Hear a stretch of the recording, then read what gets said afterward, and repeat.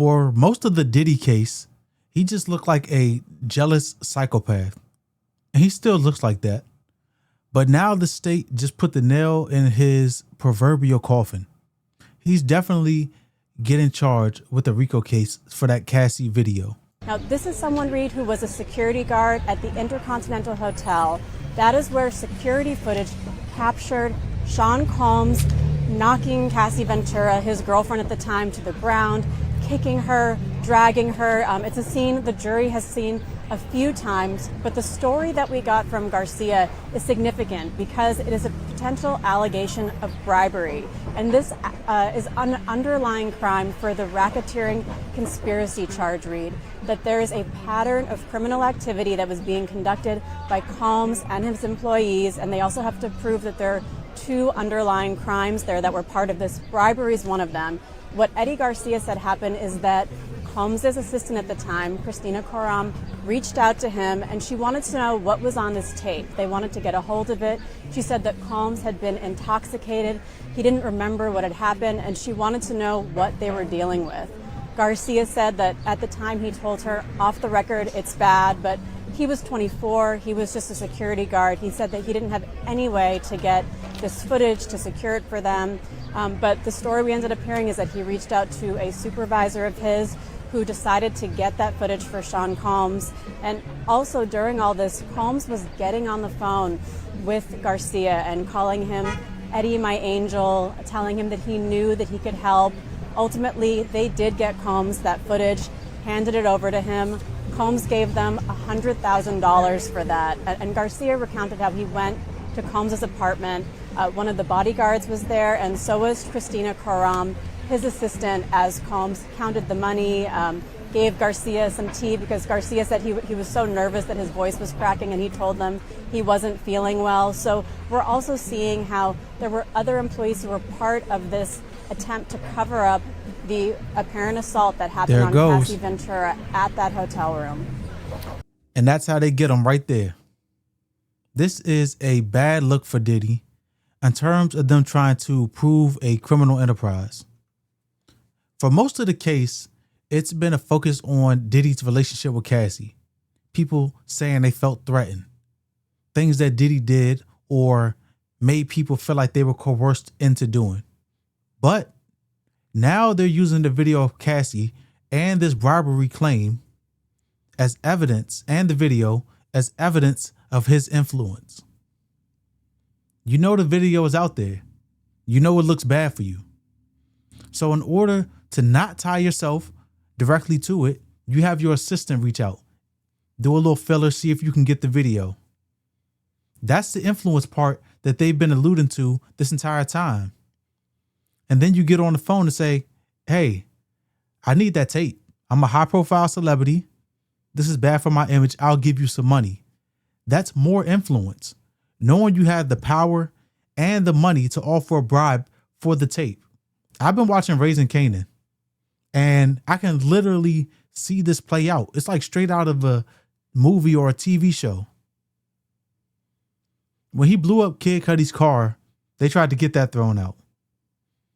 They said, hey, there isn't any actual proof that Diddy was the one who did it. There's no proof that he ordered somebody else to do it. Cassie was dating Cudi. So yes, they did have motive for why he might do something like that. But once again, there wasn't anything actually tying Diddy to it in terms of eyewitnesses. So his defense lawyers, they tried to get that thrown out.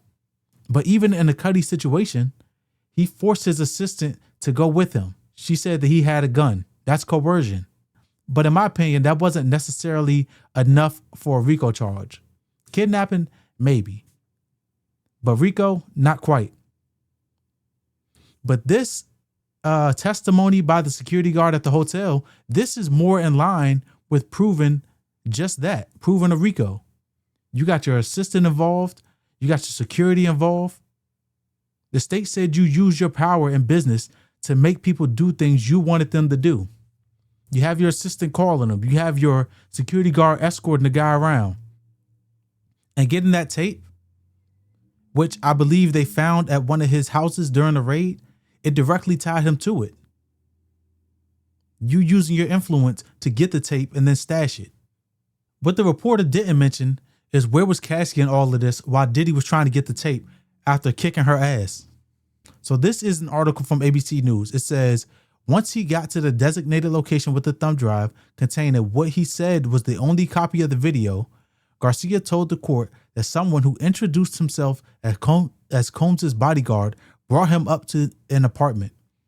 He testified he recalled seeing Combs smiling and excited and looking happy. Eddie, my angel. So he's trying to give him a warm and fuzzy, make him feel good, make him feel like he's doing a good thing. He's going to give him some money. After Garcia assured Combs the drive had the only copy of the video, the rap mogul allegedly contacted Cassie on FaceTime so she could communicate that she too wanted the video to go away. She was wearing a hoodie and the lighting wasn't great. Before he passed the phone over to me, he said, let him know that you want this to go away too. He's obviously coaching Cassie. We're talking about the coercion that Diddy does. We're talking about the influence he has. He's telling her, you know how you tell somebody exactly what you want them to say? Hey, just let them know that you want this to go away too. Like, or else. That's what's happening. He said Cassie responded. When Cassie responded, he said, when I got past the phone, I said hi. She said hi. And she said she had a movie coming out and it wasn't a good time for this to come out and she wanted it to go away. Then Diddy had him sign a non-disclosure agreement, ended up giving him $10,000. And that's the way the cookie crumbled as far as the exchange, the bribery. And we heard Cassie's testimony. She said Diddy used to whoop her and then hide her away. Put her out of the sight of the public so nobody could see the bruises.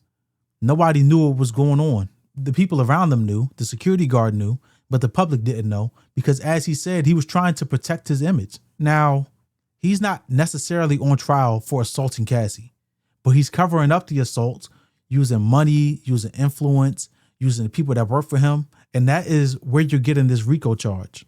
And you got to ask, how many more times did this happen? We know he stomped her out in the limo. We know he's kicking her up and down the hallway at the hotel.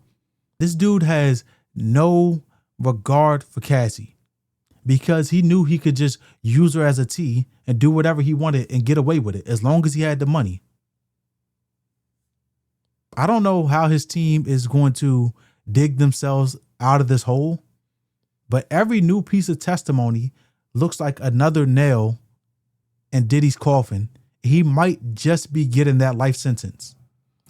I'm guessing while he's on trial, seeing everything that's coming out, seeing all the people that are testifying, he wishes that he actually took that plea deal that he was offered. Those are my thoughts. If you like the video, subscribe to me. We'll be back here for the next conversation. If you have something to say, let the world know. This is the place for discourse. Until next time, peace.